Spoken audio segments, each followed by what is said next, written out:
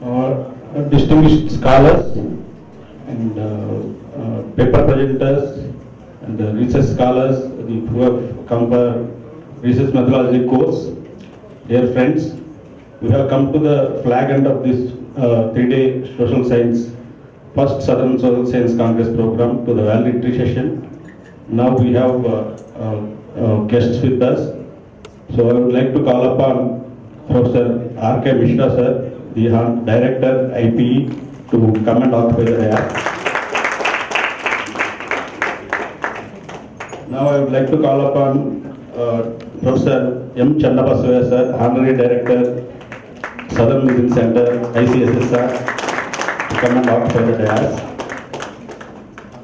Now I would like to call upon today's chief guest, Professor Mallesh Sangashala, Vice Chairman, Telangana State Council of Higher Education, Government of Telangana. Please come and occupy the dais.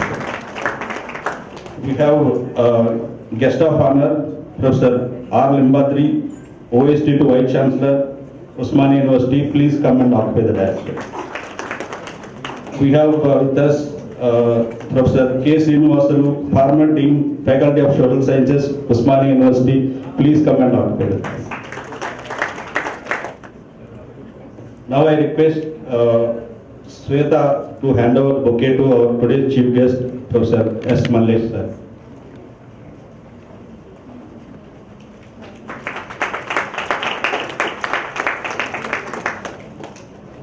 I request Abhinav to hand over a bouquet to our today's guest of honor, Professor R. Limbadri sir.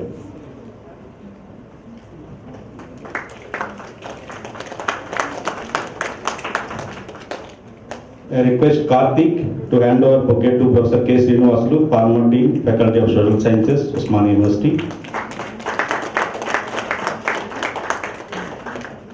So I'll introduce Professor S. Mallesh sir. Professor Mallesh Sangashala has obtained his MA, MPhil, PhD degrees in philosophy from Osmania University and presently is a professor at Department of Philosophy, Osmania University. Previously served as the Principal, Arts College, Osmania University. He holds the position of Vice Chairman, Telangana State Council of Higher Education, Government of Telangana. His major areas of research are Ambedkar philosophy, moral philosophy and essays. He has extensively published in the areas of genealogy of moral essays and analysis of morality and caste system in India, impact of reforms on Dalits, and citations in international publications. He has coordinated several research projects covering a wide range of issues such as myth construction in Hinduism, alienation of Dalits, and education status of scavengers in children in 5 states. He has developed course material and published books in the areas of history, Western philosophy, social and political philosophy. He has been invited to present papers in several national and international seminars, and he was awarded a DAD fellowship in 1994. And thank you very much, sir, for accepting our invitation. And now I will introduce Professor R. Limbadri, sir. Professor R. Limbadri has obtained his MA, MPhil and PhD degrees in Public Administration from Osmania University. He is a professor at the Department of Public Administration. He holds also holds the position of OSD to Vice Chancellor. Previously served as the Registrar of Osmania University, Telangana University, and he was also coordinator, Center for Distance Education, Osmania University. He served in several academic administrative positions. His major areas of research are rural governance and public policy. He has been a member of the Board of Studies, Public Administration in universities like Osmania, Kakatiya, Telangana, Satavahana, Mahatma Gandhi in Telangana State. He has received several repeated annual case study awards and in the Institute of Public Administration, New Delhi in the year 2012. He has been invited to present papers at several national and international conferences. He has been invited to make presentations at conferences in China, USA and Canada. And thank you very much, sir, for accepting our invitation and being here. And now we have with us Professor K. Srinivasalu, sir. Professor K. Srinivasalu is a professor of political science and formerly Dean Faculty of Social Sciences at Osmania University. He has been visiting fellow at University of Oxford, senior fellow ICSSR, and his research interests include political theory, agrarian and Dalit movement, and public policy. His recent work has been on politics of Special Economic Zones, State Business Relations, Telangana State Movement. He has published articles in academic journals, chapters in edited volumes, and his monographs, Agrarian Crisis and Farmer Suicides, and Caste, Class, and Social Articulation in Andhra Pradesh, India Mapping Differential Regional Trajectories has been published by Overseas Development Institute, London. Thank you very much, sir, for accepting our invitation and being here.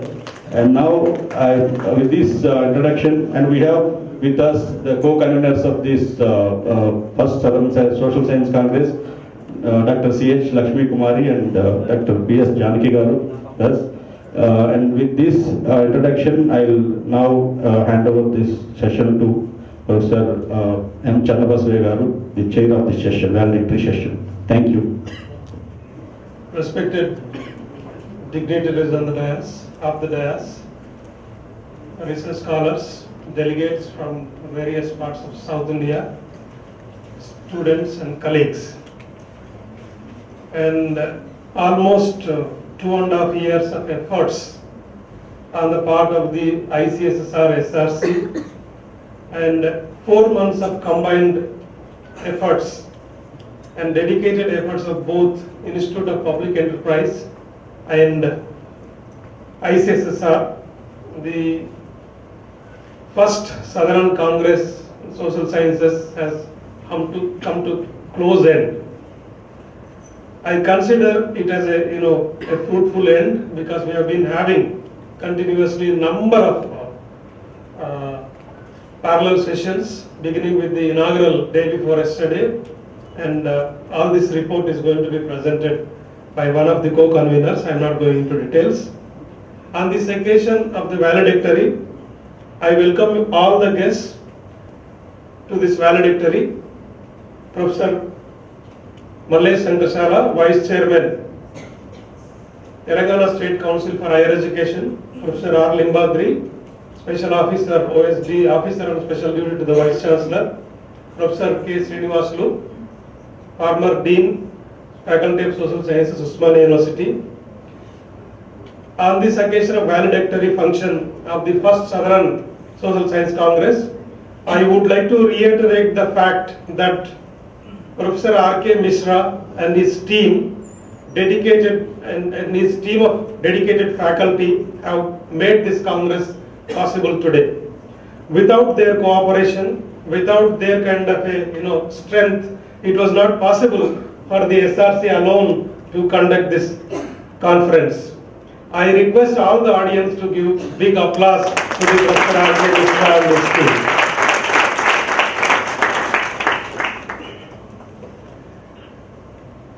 And there were a number of issues were debated since day before yesterday onwards.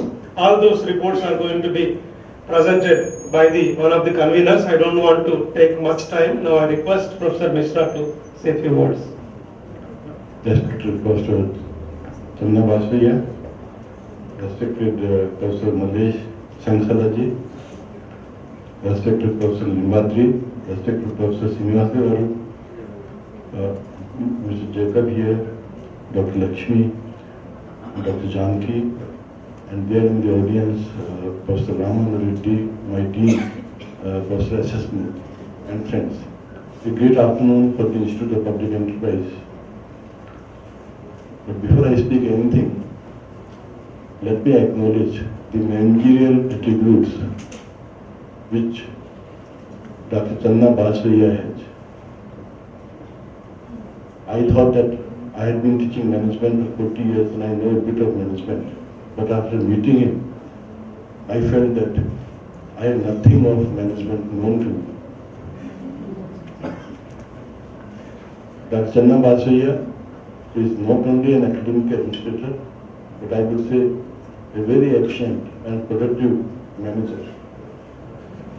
In management, we define management as a discipline where we teach and learn how to get things done. And Dr. Channabaswaya is a living example of that. I should say that, and all those who are students here and paper presenters, especially those who are from Telangana and Hyderabad, should know that we should be very proud of a person of his caliber on the campus. Not only that, he is very erudite and well known in his subject, but one thing that I found in him, and that's very essential for research, and that's the way I think Telangana can move forward, is to collaborate and move forward. There is no dearth of resources in this country, but we are not able to synergize because we believe in isolation and we work in isolation.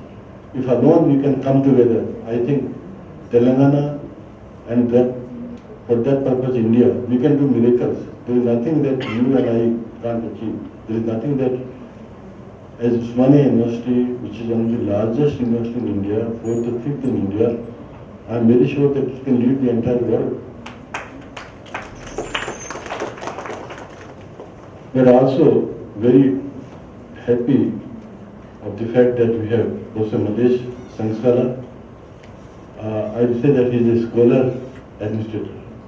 He is a philosopher. But what we need administrators who are philosophers. That's how we talk of Socrates, that's how we talk of Aristotle. We have administrators in this country. They administer, but they don't know what are the implications of administering a particular program. Because it's just not administrative. It's a question of achieving. Are you working with people or you are working against the wishes of people? And I personally would say that in our country, we can we can create a different kind of world. If we know the feelings of people, if we know their needs, and if we know as an administrator how we should function and how we should take an initiative. Because any initiative by any administrator, it affects people. And therefore I think education is one thing. We are discussing about Professor Amrit Sen. I don't know what are the priorities of government of India and what are the priorities of different states. In the sense that expenditure on education has come down very badly and it's just not moving up. I was in Nordic countries and they spend 40% of their budget on education. A very small country like Brussels, which is the capital, Brussels. Now they spend about 40%. If a country can spend 40%, India is such a big country, we have so many big states, that is 10 or 15, Telangana is also one of them. Unfortunately, we have not moved up. And I feel very bad. During my times as a student, doing the graduate and postgraduate studies, we are spending 70% of the money of education in higher education. Unfortunately today, it has come down from 70% to 7%. And there is a big challenge to Professor Malesh. Because I think, people don't know what is the value of higher education. Today, if you are here today in India, we are boasting, we are talking, but this is all the result of the yesteryears. But if we don't think of higher education, we will never go higher.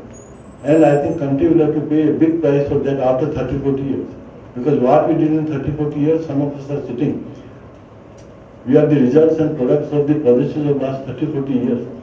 If we don't have better policies, I am very sure that we will have problems in the times to come. But it's only education, I think, which can change the destiny and fortune of the country. Because education is one which can give, it is, I think, an arsenal in the hands of people. It can change the destiny of the families.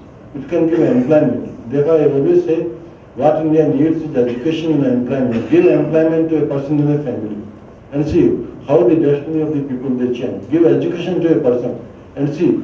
I think all of us are sitting here. We are sitting here because we have done our graduation and post-graduation. Had we not done that, I am very sure, like thousands of people on the road, I think we also would have been there. I welcome him and I wish him the best in the kind of work that Higher Education Council is doing. It's a very complicated and tough task. But I am very sure that our council will do better. I know about the council when it was formed. With Mr. Doraiswamy, and IP had prepared the draft. That was way back. I am talking about 86-89. Afterwards, number of councils in other states have gone, but our composite state of Andhra Pradesh was the first state which had set up such a council. And from here, Ganges, it flew.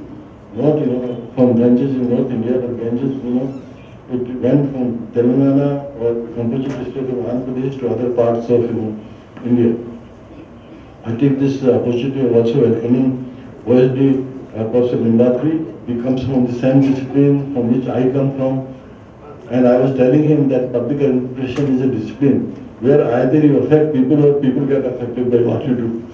So whatever policies, whatever way you administer people, they are affected, and we are very happy that he has been able to take time off from his very busy schedule, because as special officer and also as registrar, I think, I won't say, but during our times, vice chancellor, they would always run away and they'll go to some foreign countries and leave the problems to the registrar who would be there. So whenever there would be any problem, if they would sense any problem, we'll find, but the vice chancellor has already left. He's one of the European countries in the US, and registrar has to break the head, and I wish that he gets more and more strength. Also because OU is not just a small university. OU is jewel in the crown, and if OU doesn't prosper, if OU doesn't contribute, OU doesn't move forward, I am very sure higher education in this country can't move forward. Remember of the days in 81, I had come in 79, Professor Ramreddy was the vice chancellor, and I was with him. That was the year in which Osmania University had introduced 180 courses out of 360 in India. That is what Osmania University was. And we had top-notch professors of the country in the university. They were heavily cited.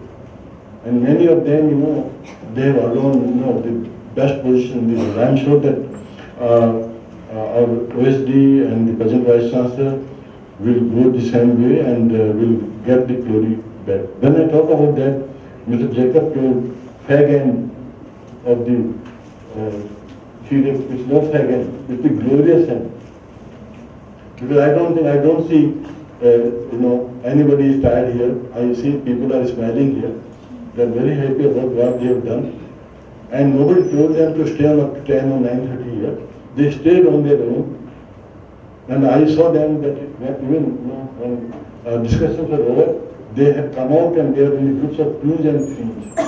That shows that, they had very animated discussions. And they liked, the theme of the seminar. I also welcome Professor K. Srinivasa Garu. We are very old friends. We know each other.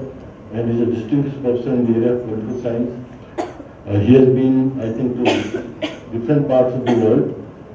And if we have to send him anywhere, I think he has visited all the countries. We have to create some new countries, I think. Otherwise, I think he is a globetrotter. He has been everywhere. Friends, when I say that, let me compliment. It's not me when Professor Chandra Basvaya, when he talked, I think Dr. Chandra Basvaya is very generous and very kind, but the credit also goes to 3%. And we have Dr. Janki, we have Dr. Lakshmi and Mr. Jacob. These three are wonderful people.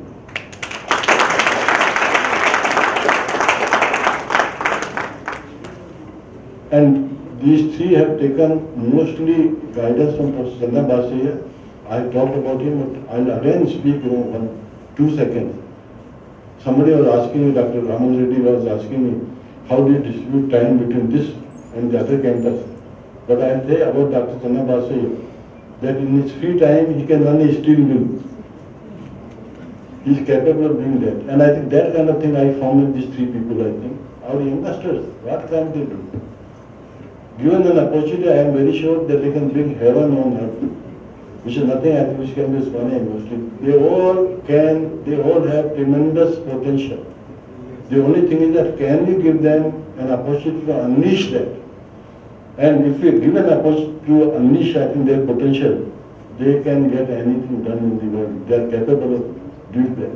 So these three are, I think, great examples of that, and there are many great examples. My friends who are from doing PhDs or postgraduate students who are sitting there, they all, I think, need to be empowered, given opportunities, given an opportunity. I think we can change the fate and destiny of this big country. Our friends, I once again thank Dr. Chandra Basvaya, and I'm extremely grateful, and we all are very lucky to have three distinguished, very senior professors here. They are not only from mundane subjects, but also from philosophy. Philosophy, I think, is one area people don't understand, but if you can understand philosophy, I am very sure the position that has come to India in the world ranking of happiness we are 121st. Bangladesh, Pakistan and Sri Lanka are above India. There is an unknown person. Mallesh can give us some mantra. How we can become happy? Happiness will come not from material pleasure. Happiness will not come from money, reservations, position, power. Happiness is the state of mind. And I don't think anybody knows it better than the philosopher of person. Thank you very much. Thank you, sir, for those nice words and welcome address. And now I request one of the conveners of the Congress, Dr. C.H. Lakshmi Kumari, to present the brief report of the proceedings of last 3 days. Thank you, sir. Good afternoon to all the participants, paper presenters, dignitaries on the dais. Sir gave me a big challenge to present the conference report, a very brief report. But because as all of us are praising or giving a good wishes to us, saying that we have taken it as a challenge and completed it's not a completion, I feel. It's a remarkable beginning because Channabasvaya sir said that we have to conduct a Southern Social Science Congress because Northern Social Science Congress they are conducting and Eastern, Western, and we have to start the Southern Social Science Congress. So that's why we titled as first Southern Social Science Congress. I feel that it's not a validity or ending for this Congress. Sir, with your support, we wanted to conduct this Southern Social Science Congress to make it a very big success. Every year we want to conduct this Congress, sir, with your Indian Council of Social Science support we want to have. And it's a remarkable beginning, I say, that Southern Social Science Congress jointly with ICSSR Southern Regional Center, we titled it as Southern Social Science New Paradigms Towards Sustainable and Prospective Future. Our colleague Dr. Janaki Krishna gave the background behind the theme on the inaugural day. And with different themes, we want to come up every year with this Congress, launching various panel discussions on the social sciences. Coming to the present papers that we have received, and it's a very big surprise to three of us, Jacob, Janaki Krishna and myself, after going through all the papers, the major area, most of the scholars are working on the issue of gender is a major issue that we have received lot of papers on gender studies and on the rural development, which are very much upcoming themes nowadays.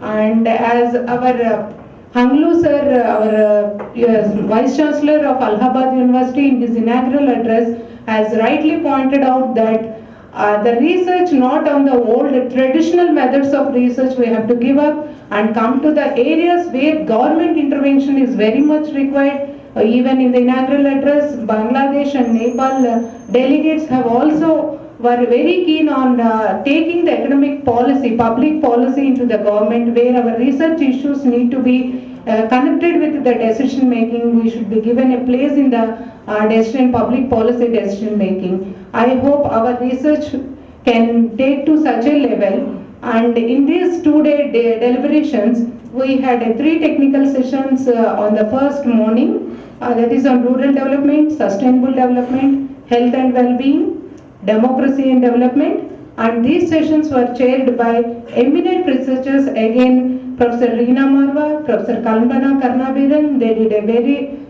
Professor Meena Sehgal, who had a wonderful research experience in the area of gender studies.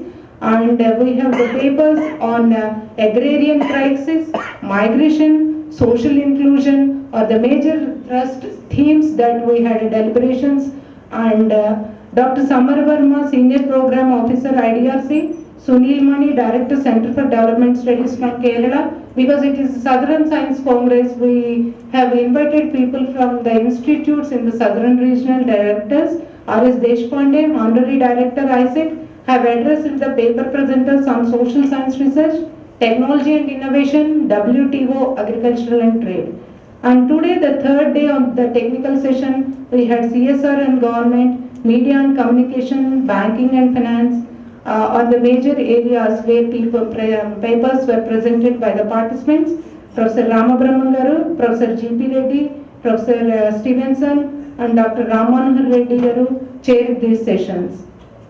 And because it's a brief, and I would like to express my opinion about means my idea that the major aim with which we launched this conference is to help the young researchers. As Professor Rai Mishra and Professor Channabaswaya garu rightly mentioned, we wanted to groom the scholars. We think that this paper is very good, this paper is not up to the mark, and they need to, if the excellent papers are presented, we need not do anything for them.